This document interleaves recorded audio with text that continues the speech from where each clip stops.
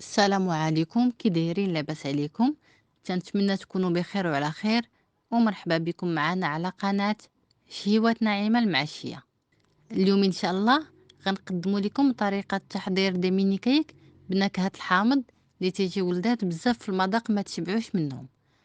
بقاو معنا باش نشوفوا المكونات وطريقة التحضير.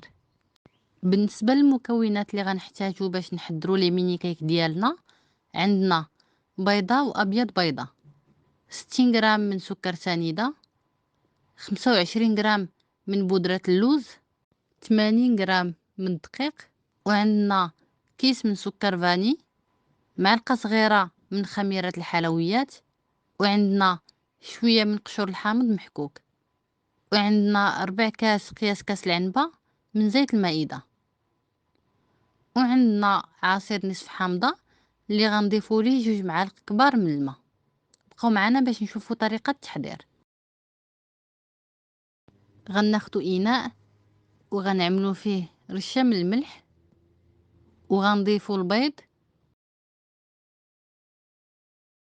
وغنضيفو سكر سنيدة وسكر فاني، وغنخدمو المكونات بالباتور.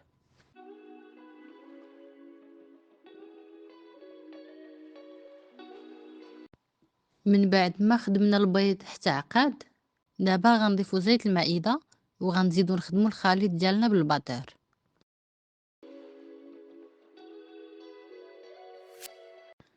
ودابا غنغربلو النواشف، عندنا الدقيق وبودرة اللوز وخميرة الحلويات.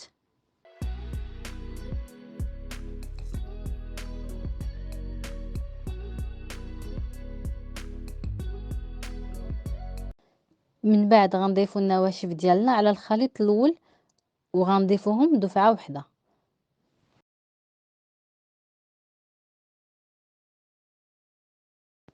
وغنخدمو الخليط ديالنا بالباتور.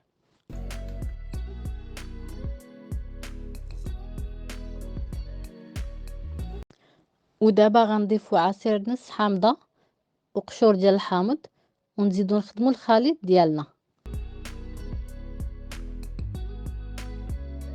من بعد ما خدمنا الخليط ديالنا غير شويه، دابا غنخليوه يرتاح ونحضروا لاموس باش غنعمرو لي ميني كيك ديالنا.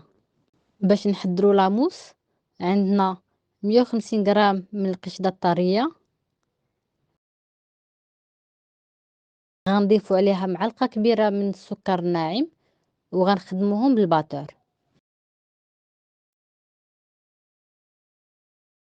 من بعد ما خدمنا الخليط ديالنا شويه، دابا غنضيفو 100 غرام من الجبن الطري، ريكوتا ولا ماسكربون ولا اي نوع تنفضلو.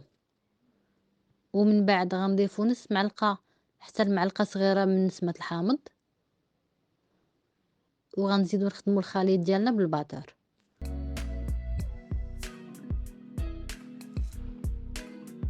ها هو الخليط ديالنا خدمناه تعقد ولا لينا على هاد القوام، ودابا غنخليوه جنب باش نعمرو به لي ميني كيك منين يطيبو ويبردو.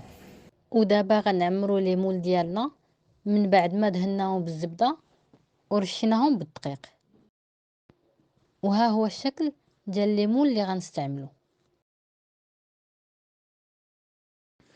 ودابا غنعمرو لي مول ديالنا وغنعمروهم مزيان حتى الفوق.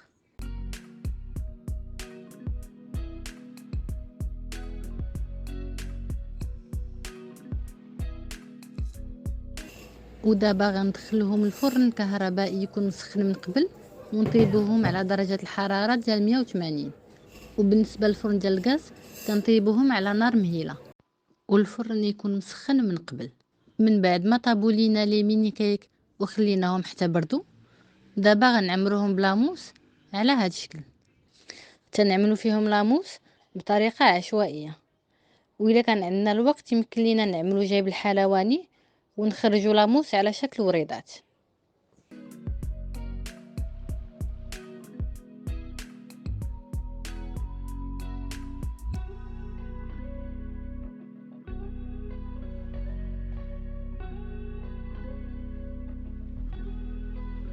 من بعد ما عمرنا لي ميني كيك ديالنا، دابا غنزينوهم باللوز افيلي محمر.